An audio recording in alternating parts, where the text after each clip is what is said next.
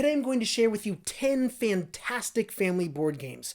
Now, I do a top 10 family board game list every year, and of course, this year it's different again. Let me tell you how. In 2021, when my channel was new, I did the top 10 family board games of all time and featured all the games that I had played up till that point, my top favorites. In 2022, I made a new video, updated using my response to users' comments and recommendations from everything I learned since starting my YouTube channel. Now, this year, to make it different, I'm featuring games that are all brand new. So these games came out in 2022 or 2023, but all of them still hold the same 3 criteria that I've always had from the beginning, which is 1, they must be accessible to people of all ages. 2, they must be engaging for people of all ages. And then finally, all of the games on this list should be enriching. So why don't I go ahead and show you my top 10 family board game list of 2023.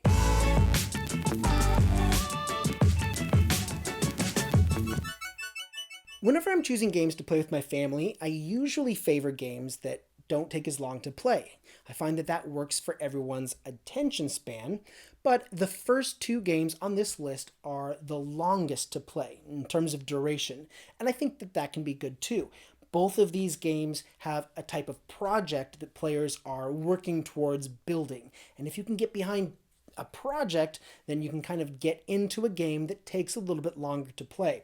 So at number 10, my recommendation is the game Creature Comforts. Now, thematically, Creature Comforts is all about preparing your home for winter. So the objective of the game is to get victory points by building cards in front of your home that represent your creature comforts. And these cards are paid for by resources that you're going to be gathering during the course of the game when you perform actions using dice worker placement. So what I find very interesting about this game is that really it all plays on probabilities. At the beginning of each round, players are going to roll 2 of their own family dice. They're going to see the result of that roll and use those dice to place and commit to actions that they want to take later in the round. Then, once everyone has made that decision, the village dice are rolled.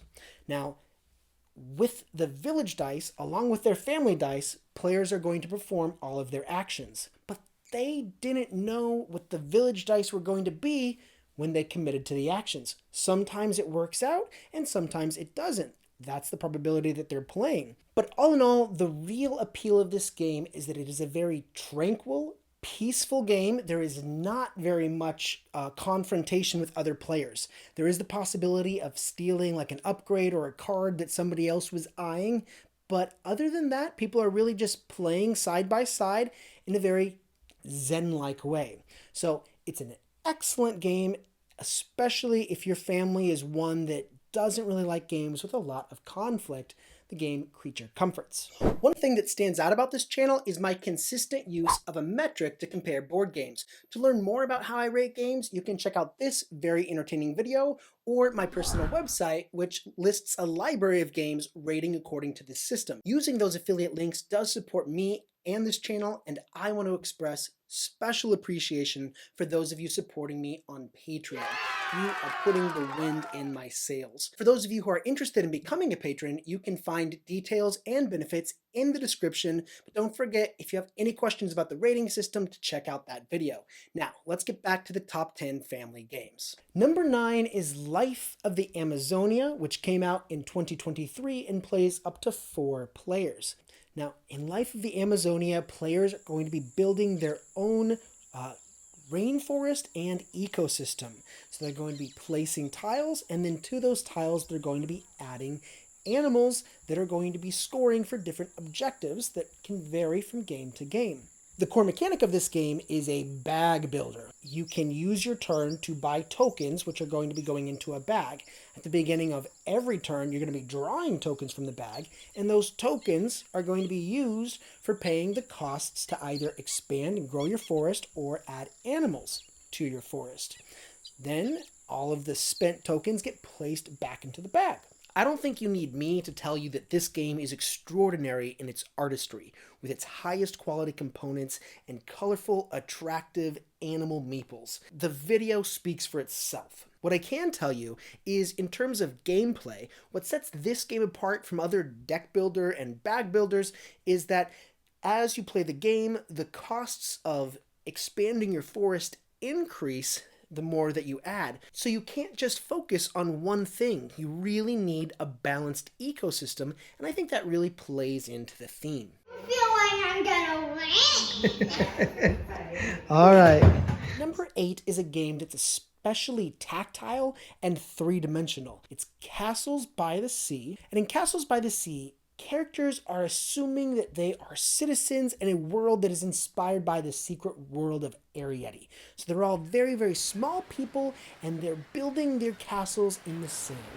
So on your turn, you're placing blocks of sand in order to satisfy construction requirements for the different buildings that you're playing with. Now, the game comes with several different cards describing the different buildings and the different characters that can be added to the board and the effects of each. But ultimately, your objective is to build as many buildings as you can and keep those buildings standing from the ever-present threats of life on a beach, like the giant, who's a baby, or the dragon, that's a kite, or the beast, which is a dog. So at the beginning of each round, players are building, then they're receiving income for any of their structures that are standing, and then they're increasing the threat level of the various threats that can be out in the game, and after several rounds of this, at the end of the game, tally up all of the buildings left standing, and the person with the most points, or sand dollars, wins. Now, if you're familiar with the game Cascadia, which came out in 2021, so it doesn't fit into this list, but it is a very popular family board game. Now, I personally have not featured it on this channel, and my reasons for that, I could probably do a separate video. It's not that it's terrible, but I'll go into that later. That's a different story. The thing is, if you're interested in Cascadia, if you loved Cascadia, you'd probably really understand and get behind this game. I think this game is even more interesting than Cascadia, and I'll tell you why. But the game is called Farm Club, and it plays up to 4 players. Now, the thing about Farm Club is that it's only 9 turns, and that's what I really, really love about it, because what you condense a game into something that's really short, and you can easily bring it out on the table and teach the rules and play it quickly, and I love it when I can do that with a game, especially when I'm playing with younger kids.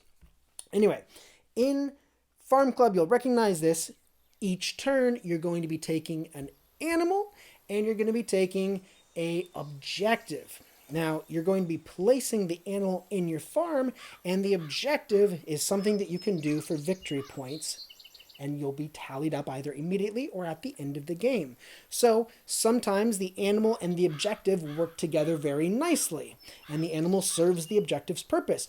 Other times, the animal and the objective are not related at all. Sometimes the objective is already on your board, and it's like easy points for you. You take the objective card, and you've already got the points, and that's interesting. But every time, there's a really interesting choice of, okay, I need this animal, but it's attached to that objective. But on the other hand, this objective is better for me, but it's with an animal that I don't really need. I love that decision making. But what I like even more is that you can have all of that depth of problem solving in such a condensed game. So that's why it's on the list. Farm Club. Number 6 is going to be a harder to find game. This game comes from Finland, and it's called Balloon Pop. Now, Balloon Pop is very similar to like an app that you would play on your phone where you're trying to like match 3 or something. You're putting rows of blocks onto a grid. They're sliding up to the top because they're balloons, and then when they land with balloons that are the same color or they have the same symbol, they pop, and when they pop, they disappear, and the ones below them go up and they fill the rows. The cool thing about it is the way that you find your balloons is by a little bidding war.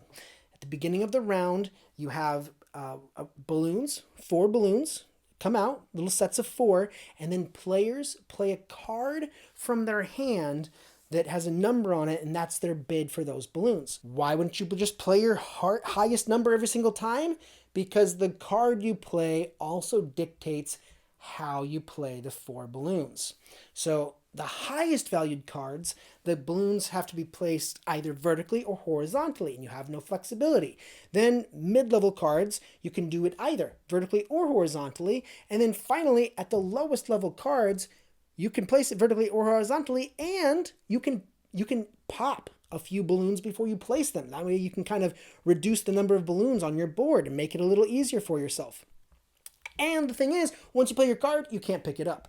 You only play 8 rounds of this. You've got to play your cards carefully. So the decision making in this, I think, is wonderful. It's a fast game.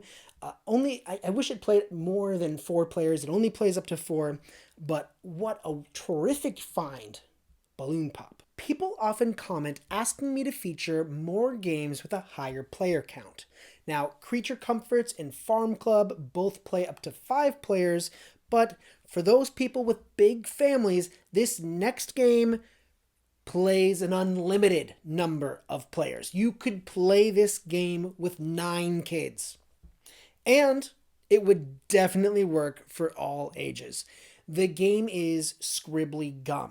Now, I got to feature this for a number of reasons. 1, unlimited player count. 2, it's one of the simplest games, as you'll soon find out. And 3, it's produced by Phil Walker Harding, who is a brilliant game designer. He's the designer of Gizmos, a game that I've recommended before, Barren Park, several excellent games, and he actually created his own game company this year, specializing in family board games. So to find more games by Phil Walker Harding, you can check out the description.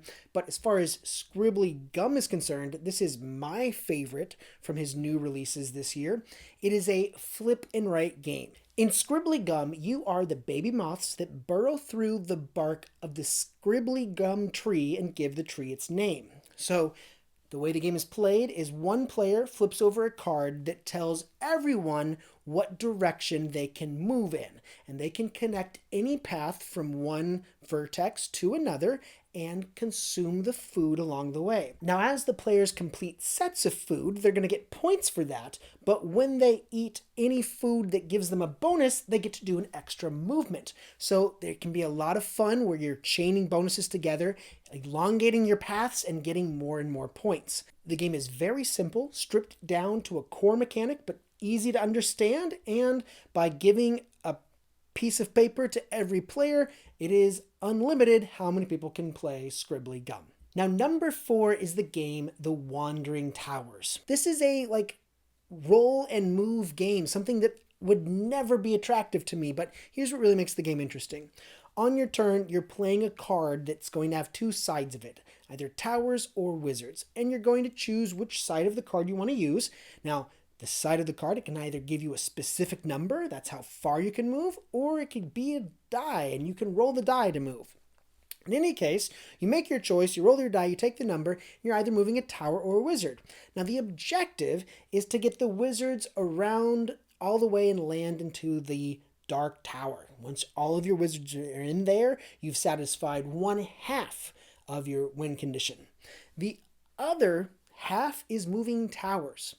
If you move a tower on top of a wizard, another wizard, hopefully an opponent's wizard, you trap the wizard and you get a potion, which is great.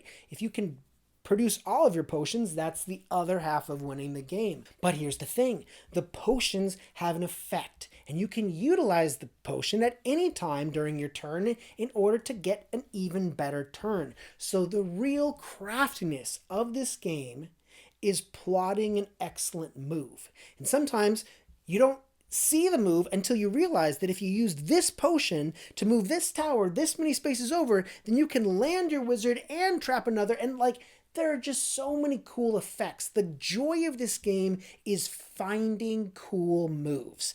And yeah, there's some dice involved, there's a little bit of luck. I don't mind, it's so much fun. And sometimes you're like, oh, that was an awesome move, way to go. it's cool that you figured that out. Or sometimes you get to celebrate yourself. Yes, I found the best move. It was worth it.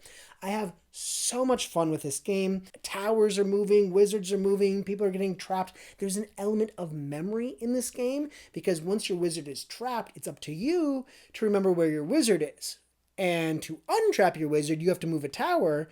Well, sometimes you can move a tower that's not the one that was trapping your wizard. And it's like, oh, shoot, I totally forgot. I have no idea where my wizard is now. And that's kind of fun, too. It's come to think of it, I have so much fun playing this with my kids. This is probably the one game that is best with families. I probably would not play this game with a group of adults. Typically, I have so many games to play with adults, but it is so much fun to play with kids, which is why it's still so high on my list, The Wandering Towers. Now, number 3 relates to how I feel about the game Santorini. If you're familiar with Santorini, this is one of my favorite games of all time. I absolutely love this game. And as a side note, the game's designer, Dr. Gordon Hamilton, is amazing. He's a mathematician. He's got a math site. If you're interested in enriching material for your kids, you've got to check out his website and what he's got there. I'll put that all in the description.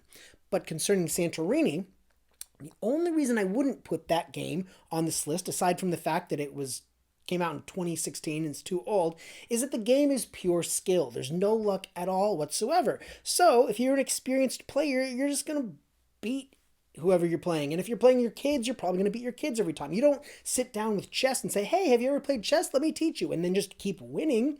That's not fun. You want to have 2 people of equal ability. Okay. The other thing about Santorini, though, is that the 3-player variant of Santorini is incredible. So, what if you could have a game that was like the 3-player variant of Santorini, but had enough element of luck that anybody could play and even your kids could win? That is what this game is to me. Now, and it doesn't even have to be 3-player. It could be 4-player. It could even be 5-player. The only thing is, it's going to be a little hard to find because the game comes from Serbia. So make sure you check out the description. I don't think you're going to get this one on Amazon necessarily. But the game is called Heraldica. Now, in Heraldica, all players are trying to place tiles on a grid that satisfy a pattern that was given them at the beginning of the game. But the thing is, everyone knows what everyone else's objective is. Their objective card is face up, and they hold a hand of tiles. Now, what you're trying to do is place tiles in such a way that serve your objective and not the other players. But here's what's really cool. This game is more about defense than offense. Because if you're playing a 4-player game and you play your tile down and you're really close to achieving your objective, well, by the time it's your turn again, there's going to be so many changes to the board. Forget about it. You're not going to be able to achieve your objective based on something that happened 4 moves earlier.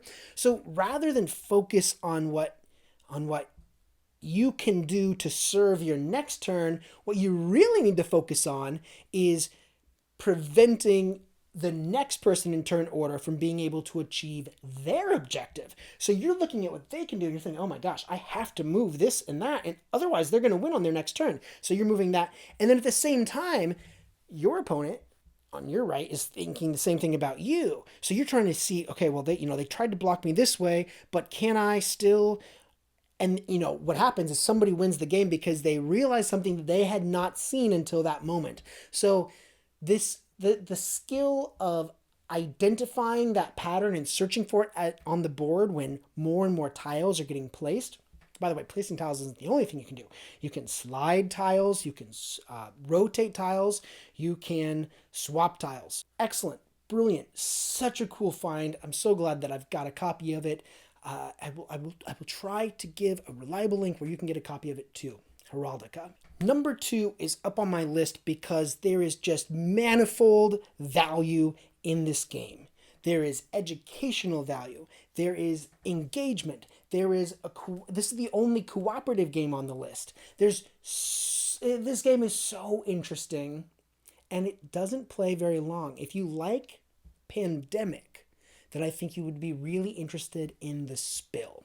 In the spill, players are working cooperatively to prevent and clean up an oil spill. They're saving wildlife. It has very similar mechanics to Pandemic, where you can perform 4 actions on your turn and you can either clean up the oil spill or you can save wildlife. And what I think is brilliant is that the propagation of this oil spill is done by dropping dice into a dice tower, which splits them into 4 quadrants, and then you place them in the sector corresponding to the number. I think that's a really cool way to drive the oil spill. And then you are obtaining powerful cards when you achieve objectives in order to help you accelerate your cleanup. It is just an excellent cooperative game that has some real environmental value. I mean, all of this stuff is very relatable, understandable. When I first played it with my kids, we watched some video of an oil spill on YouTube so that they could understand what that would look like, and then we played the game. It is a shorter game than Pandemic, in my opinion, and it's extremely intuitive. So way high on my list, but only plays up to 4 though. But nevertheless, number 2, The Spill. Number 1 is one of my favorite types of games to recommend because it comes as a complete surprise. Let me tell you how I found it. I reached out to Inside Up Games, who is the maker of the game Earth.